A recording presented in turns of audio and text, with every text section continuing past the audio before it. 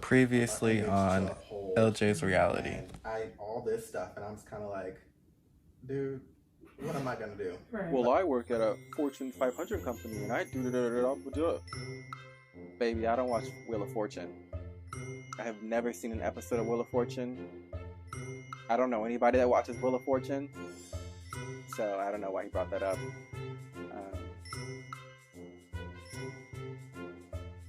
I don't even know what Wheel of Fortune's about, so I don't know why he mentioned that he worked for a Fortune 500.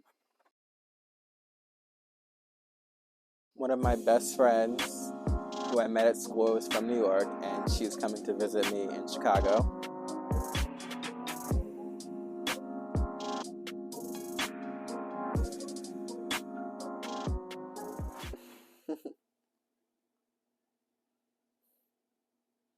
Lizanne, I really have to walk to the train. What time? I don't know, I have to look at my phone. Well, do that. You don't want to miss your train. I know, but like having to like bring myself downstairs, walk out the hotel, walk 13 minutes to a train station, wait for a train, get on a train for an hour, wait for someone to come get me at the train station. That's another 25 minutes. Oh my goodness. Just because they take all day. And then that's like an entire week's worth of work. Yeah. Why not Uber? How much is Uber? To get home. Mm-hmm. Oh, like spend 100 plus. So I did bring a treat for us to eat. Not that kind of treat. It wasn't like a honey packet from the gas station.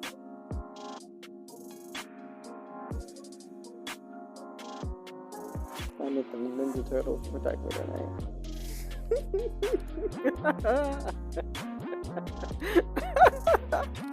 That was funny. And there wasn't much footage. Like a sack of potatoes.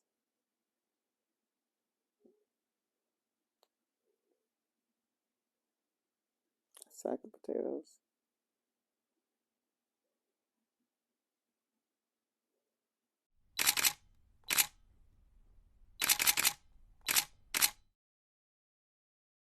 I posted a trailer, and in that trailer, I basically used a couple clips to make it seem like there was some drama going on in the show between me and a friend that wasn't named. His face wasn't shown, so it was completely just like a anonymous storyline. In the trailer, I had a clip of me arguing on the phone with him. I tried to cut out his voice for the most part. There was a clip of me in his house, again against the wall.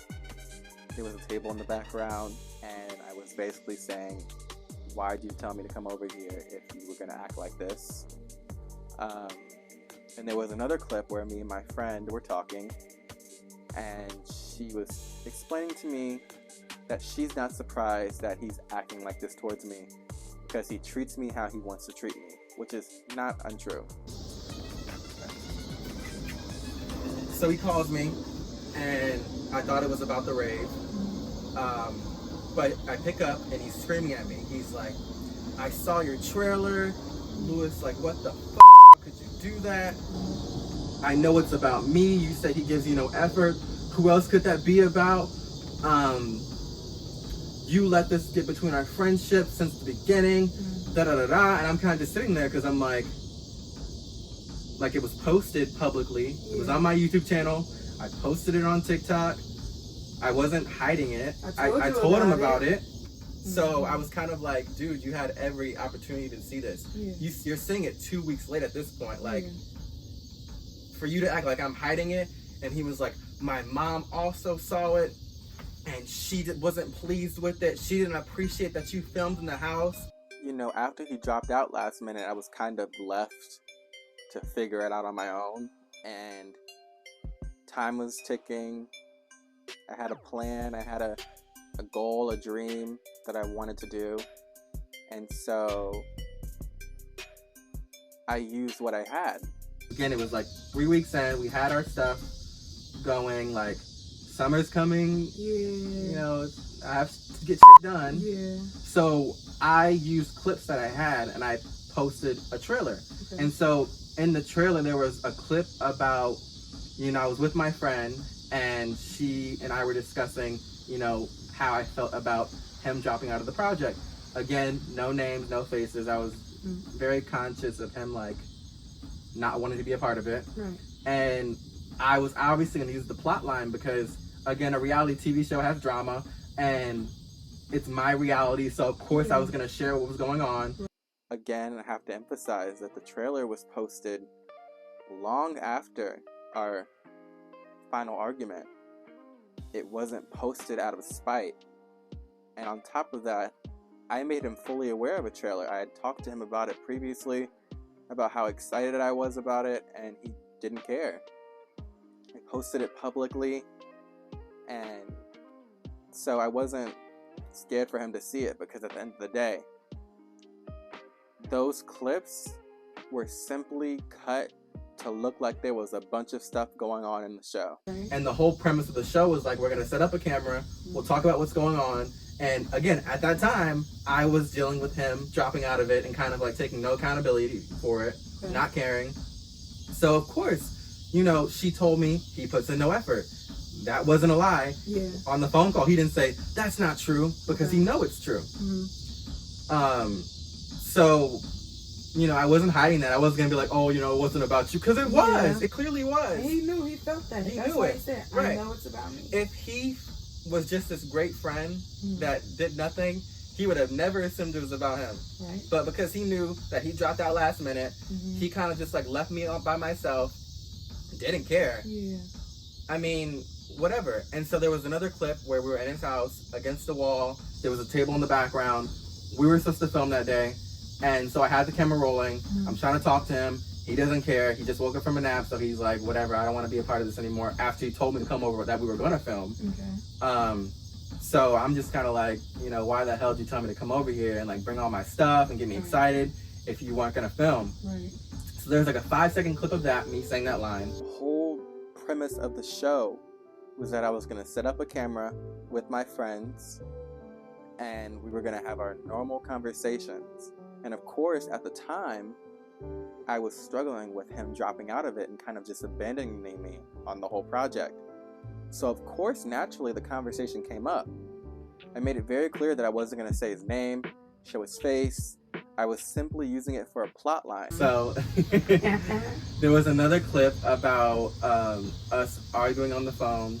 I tried to make sure his voice wasn't really on the call, but obviously like I'm saying something and you can kind of hear his voice in the background, but it's not like identifying information.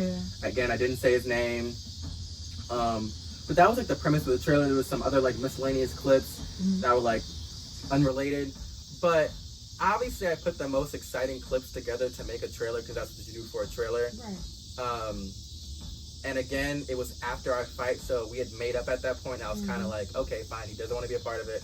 But I still have these couple of clips that, you know, were filmed while I was dealing with him dropping out. And what is so funny is that that plot line of like me beefing with someone in my life, there was probably in total 5 minutes of clip. You can't make a whole season out of a 5-minute clip. I wasn't going to drag that out. I needed a trailer. I needed something exciting.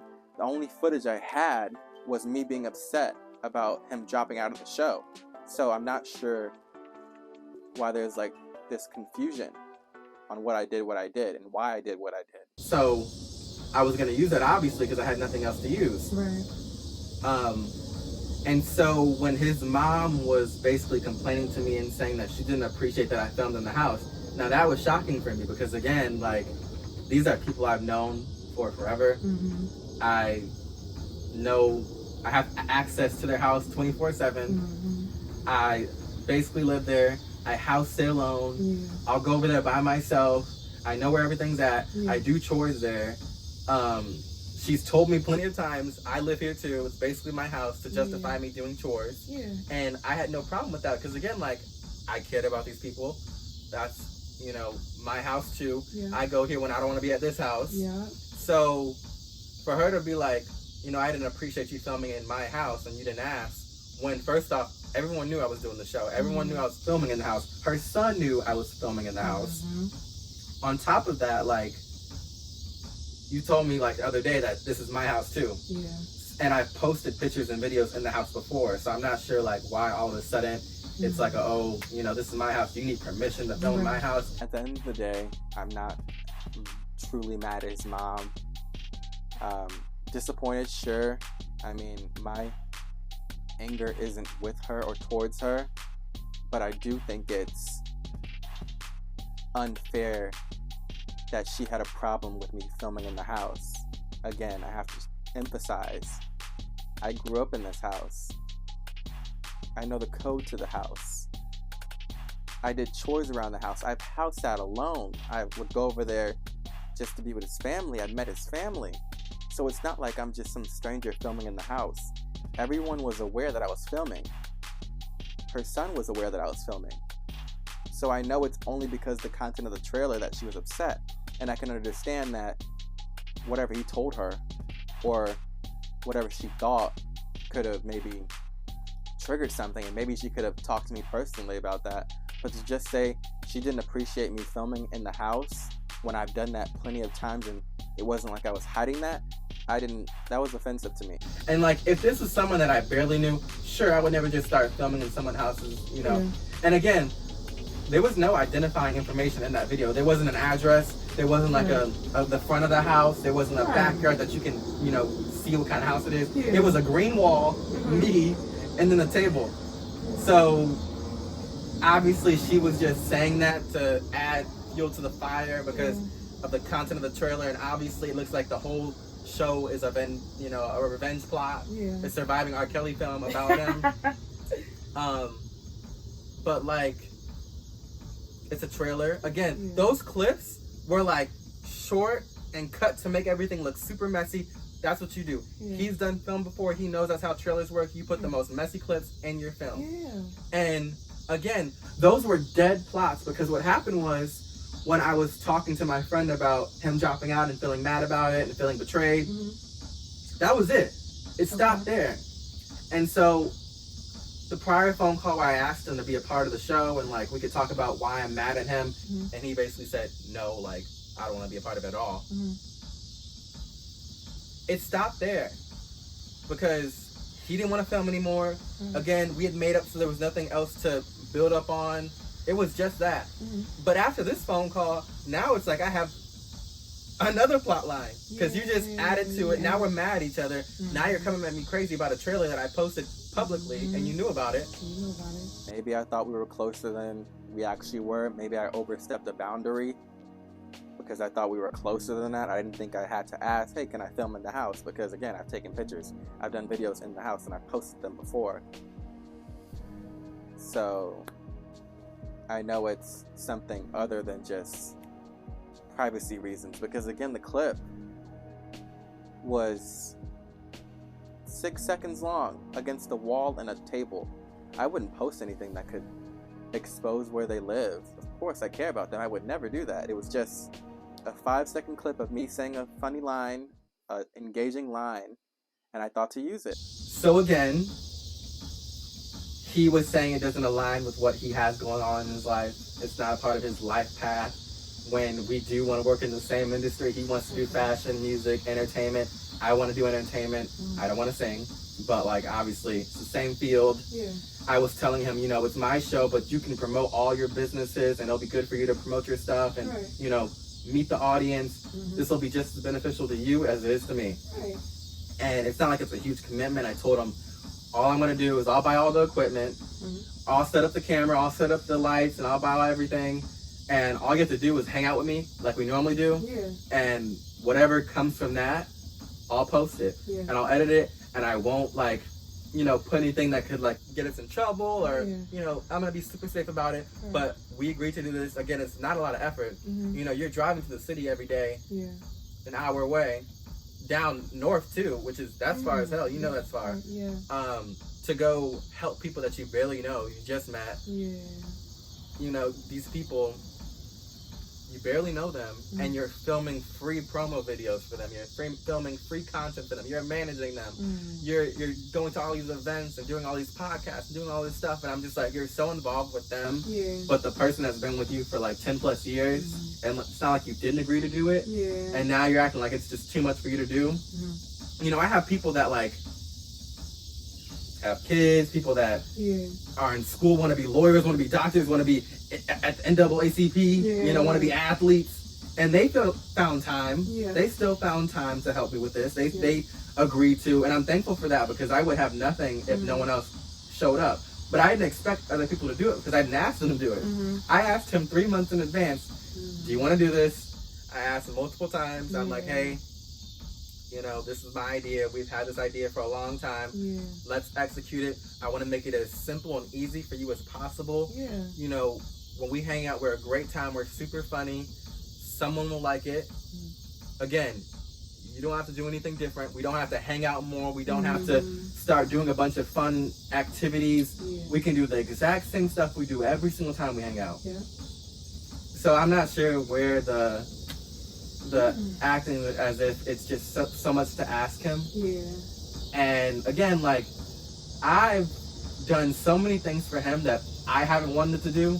I've spent my days helping him and building his career and helping his platforms and doing whatever, you know, no questions asked. I've always followed through with my promises. Whatever he needs, I'm there at his beck and call. Just have to hammer in the fact that, like, I have done so much for this person, and I expected the same, you know, energy back, and I didn't get that.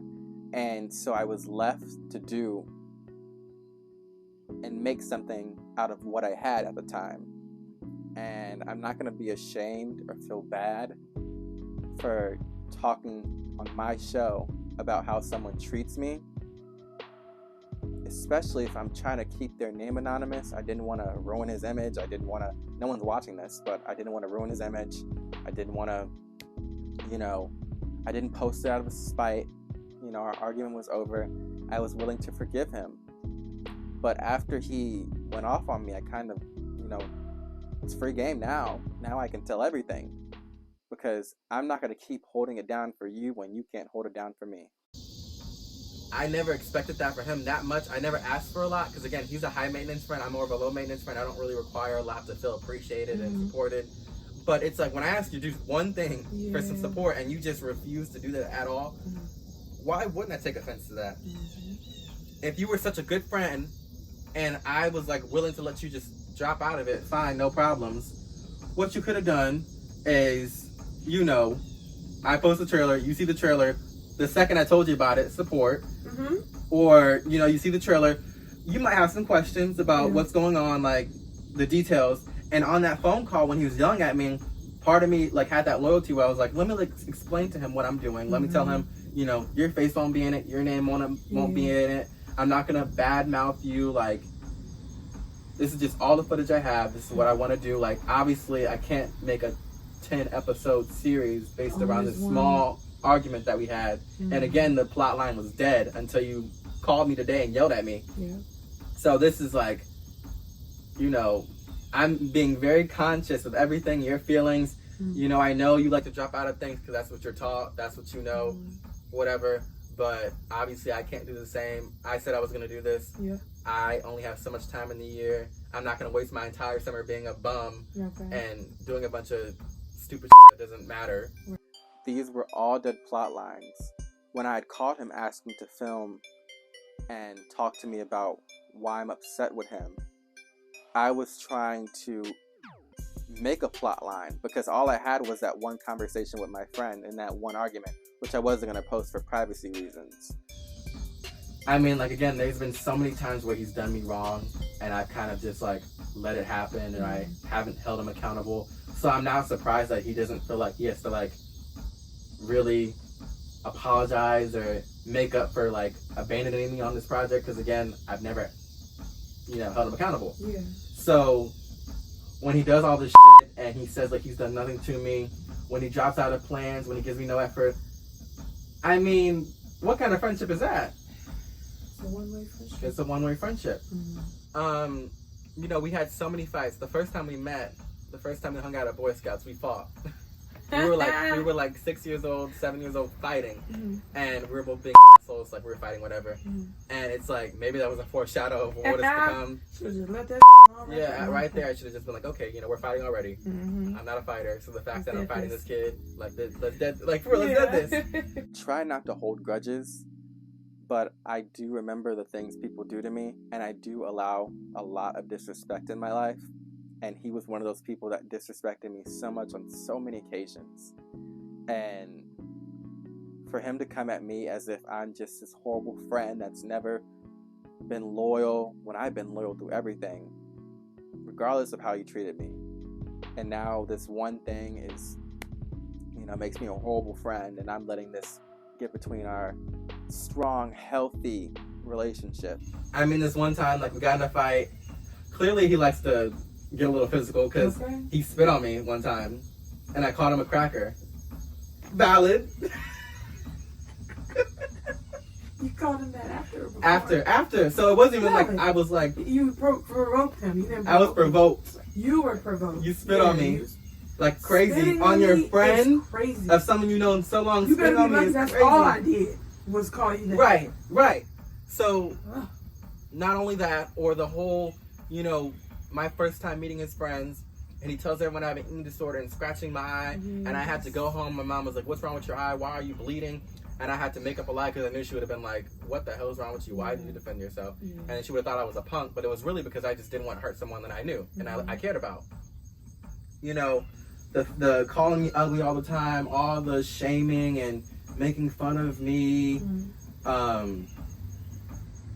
There's just so much that he's done and that I've forgiven. And it's like at a certain point, I was gonna reach a point where I was like, okay, this is enough.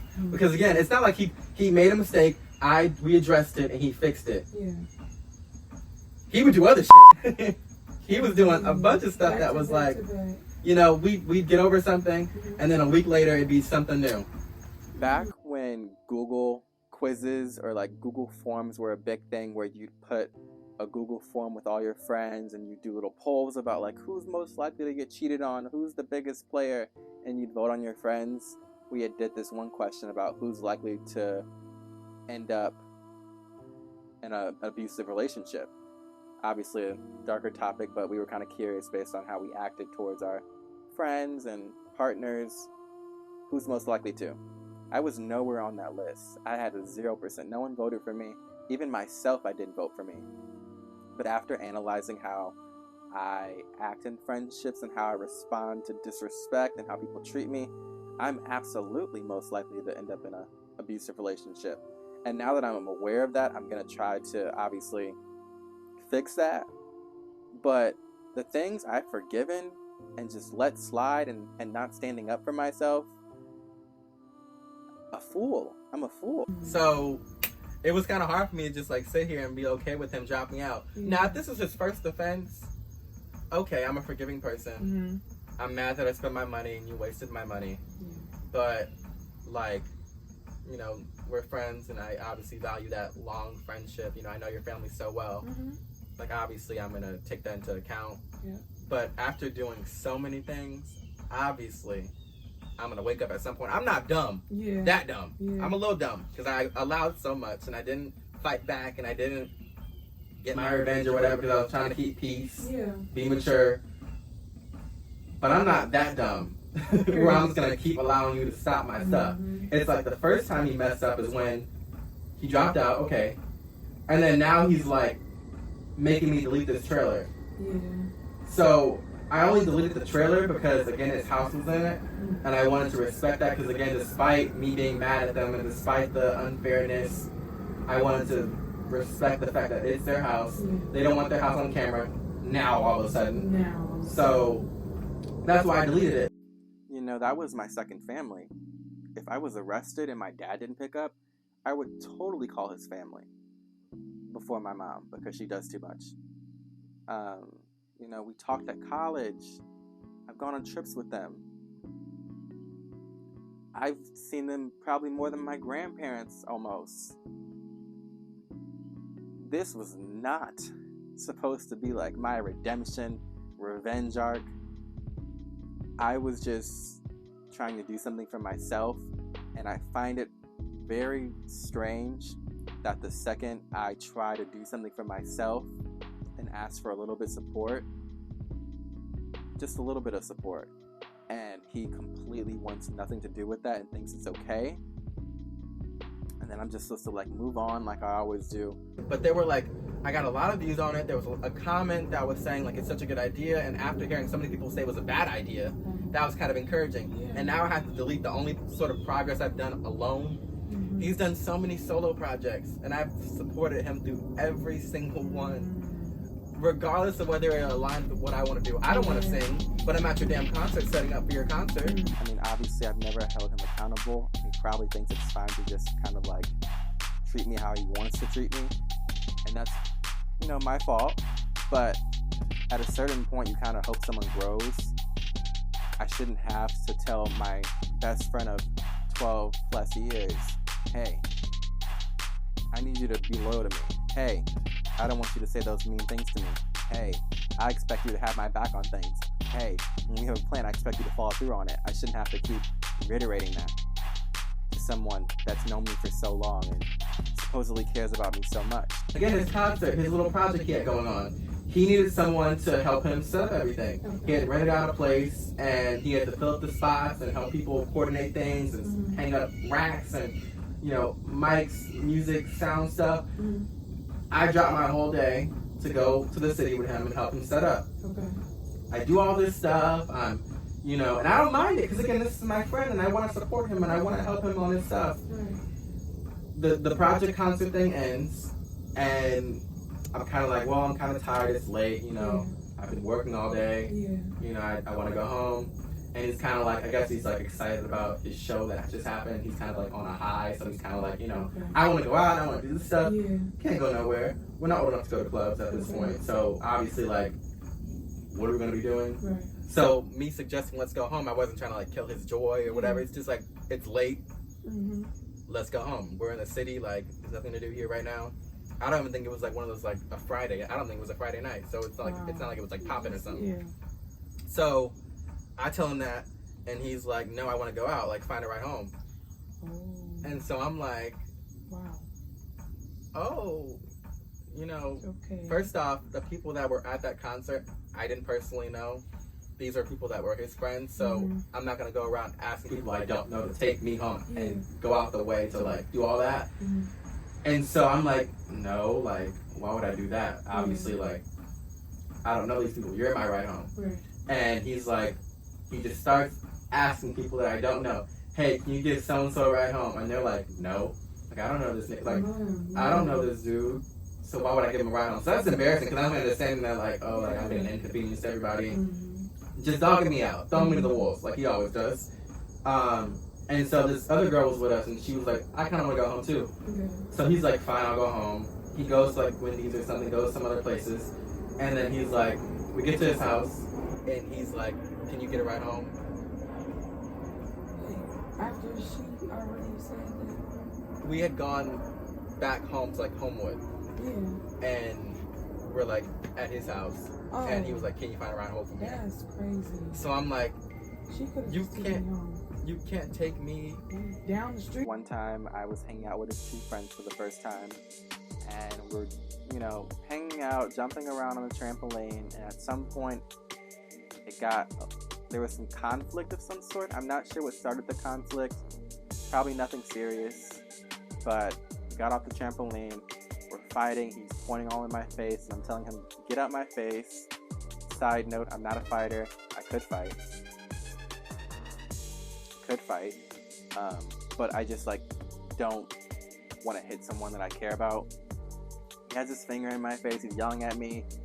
He ends up scratching me in the eye.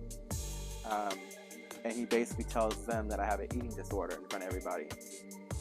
Again, the people I just met know nothing about me, and I didn't have an eating disorder. So that was obviously very horrible for him to say, because if I did have an eating disorder, that'd be super embarrassing for me and invasive. And I'm kind of just like awestruck. I go and fix the cut under my eye, and he's crying. He comes back up to me later on that day. But before that, his friends were kind of like, we're really glad you didn't hit him. That was really mature of you not to hit back. I should have hit back, but I didn't. But eventually he comes over to me and he's crying. He's like, I'm so sorry. And I kind of just like, I don't know how I felt after that, but I was I was kind of like done at that point. I think that was the first time I ever was like ready for the friendship to end, because I feel like that was kind of like crossing the line. People have left his life, and I should have too, but again, I stood by, and you would think that would make some sense to him, that he would understand, like, oh, this is someone I cannot lose. I was dealing with somebody for probably a couple months, 2, 3 months, 4 months. We were like friends or whatever. And again, like I said, I have a history of allowing disrespectful behavior in my life, and this person disrespected me, dogged me out. And I was forgiving, and I was letting it go. Took advantage of how kind I was, and being new to things, and innocent, whatever. And it got so bad that, like, I had to cut things off. And again, I'm not one to cut things off. That's how you know it got bad. And I basically made a private story post. Only about 5 or 6 people were on it, because I was kind of private at the time about those kind of things. And basically said, hey, so-and-so is treating me really bad. I am finally done with the situation. I'd really appreciate if you don't talk to this person as well, because they have hurt me or tried to hurt me so much. I know all you guys are my best friends. You know so much about me. We've known each other forever. So I really appreciate if you just like don't talk to him at all. That day, my friend went to his house and bought him a gift. I only found that out because me and this dude became friends again. We were cool for a little bit. And he told me that. I was not made aware by my friend that he had bought him a gift that day of us ending our friendship. Whatever. And during this time when we weren't talking, my friend, of course, was still texting this dude, hanging out with this dude in front of my face. Like, I even told my friend personally, hey, could you not talk to so-and-so? I'd really appreciate if you just like don't associate with him anymore. He basically kind of blew it off and saying I was immature. Again, someone I knew for 10 plus years, you'd think they'd have my back a little bit more, especially after what happened with this person and he knows about it. You would think he'd kind of have my back. Didn't have my back. But buying a gift for somebody that hurts your best friend is kind of like villainous. Especially the night that things ended. And again, I forgave him. I kind of didn't mention it again. I let things happen and we moved on. My whole reason for staying in this friendship at this point has been like, I love his family so much and I wouldn't want to cause any sort of tension between them, because that's like my second family. Yeah. If I was to get arrested again, like I would call his mom to pick me up versus my mom. That's how close we were. And she would do it. So typically she's very logical in the argument. She understands that her son is a lot to handle sometimes. Okay. She knows that. And so she's even checked him on the way he treats me. Okay. So she's not foreign to this. This isn't something new that he's treated me bad before. She knows that. And that he's a lot to handle. Yeah. And so when she said that, I was like, well, damn, now they're all mad at me. I guess this is my time to go, because I'm not going to go apologizing to everybody for filming in your house when you let me film in your house plenty of times, and when I clean your cabinets, I don't clean my own damn cabinets. Okay. I'm watching the dogs. Obviously, I love those dogs. I've grown up with those dogs. Those are my dogs, too. Like you said, I live here. You told me the other day that you could have birthed me, and you said that for years. Like, that's how close it was. So when their house flooded at 9 in the morning, actually not 9 in the morning, it was like 7 in the morning, I wasn't even up. He calls me through my Do Not Disturb and is asking me to come help them move their shit out of the basement because their basement flooded. And I jumped up. Regardless of how tired I was, I didn't really want to do it. I jumped up, ready to go and help them. My mom even was like, you wouldn't do that for us. You wouldn't jump up for us like that. And I'm like, you're right. Like, but that's how I show my love to my friends. I'm gonna show up for my friends. You know, my family, they know me. Y'all know I'm gonna do whatever. Yeah, most of the time, yeah, but like I'm gonna show up for my friends. Yeah. So I jump up at 7 in the morning. I go over there. I'm the one lifting all the heavy because no one else can lift it. I'm carrying it up flights of stairs, and I'm in knee-deep water, sewage water probably, so it's nasty as hell. No socks on, no shoes. I'm over here working. Yeah.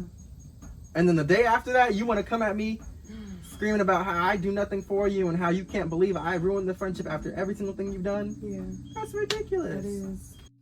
But as he struggled with mental health, I, went through my own struggle with mental health freshman year of high school. No one knew, but because I knew he was kind of used to it, knew about it, I thought he'd be the perfect person, again, as my best friend, to tell him about it. And again, I was comforting him through his mental health struggles, so I kind of expected the same. I basically told him, I think during lunch or health class, I built up enough courage to tell him, and he basically blew it off, said it wasn't like real. No, I'm not gonna give you a third chance to mess up what I got going on. Yeah. I know you're trying to figure out your life, and you can quit and give up on your stuff and whatever. That's fine for you, but that's not fine for me. I've been working at this. I committed to it. I'm not gonna let you keep just, taking up my time, using me for your little, services, and then not show up for me. At this point, like, I've been mad at him before, but it's kind of like I'm at like a calm madness because I'm like, okay, like it's not even hurting too much no more. It's not a problem no more. Like at this point, you can go. I mean, you're not contributing any positive to my life. You're not uplifting me. You're not teaching me things. You're not bringing me positivity. You're doing the exact opposite. Yeah. Why would I keep you in my life? What was supposed to happen is I was gonna post this trailer. I'd figure out how to make the show by myself. I'd probably have an episode or two about, the drama going on with him. And it was going to be that. Me and him were going to continue to be friends. Again, I forgave him. I had no issues with him. But obviously he took offense to the trailer. Nothing in the trailer was untrue. Everything that was said was true. I think he wanted to be mad at something. I think he wanted to be the victim because he knows I've always been the victim. I gave you money for whatever you needed. I was buying you stuff. You needed $200 hair dye at some point when we were in 7th grade. Again, I've never had a job. I've always been unemployed. Unemployed as hell. Never had a W2. Never had a W2. I damn it don't know what that is. No, barely know. So it's like, but I still gave you the money. I'm going to my little piggy bank to give you $200 for your hair dye in 7th grade because your parents didn't want to do it.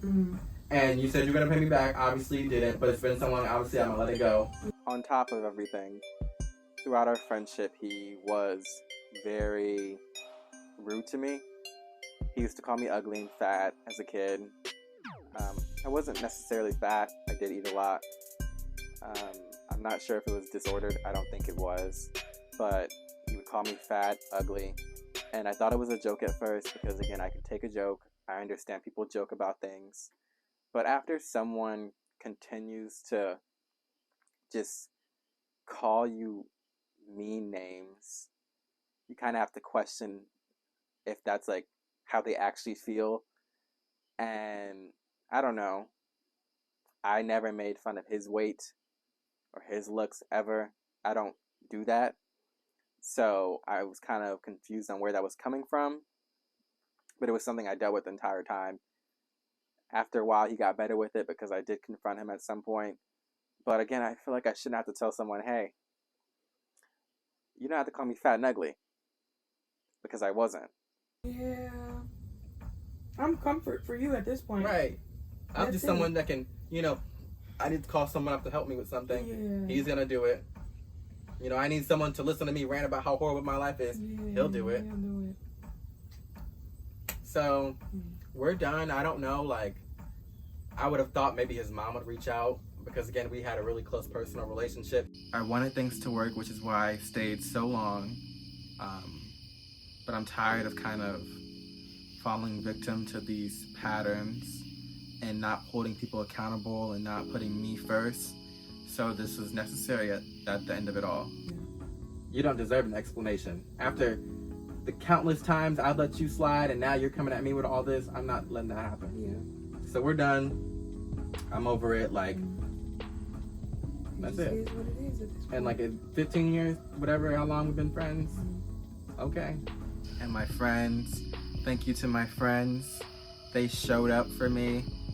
I feel like this whole experience is kind of showing me who really is backing me up.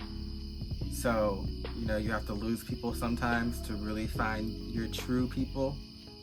You know, at the end of the day, how long you've known somebody should not be a factor in whether you keep them as a friend.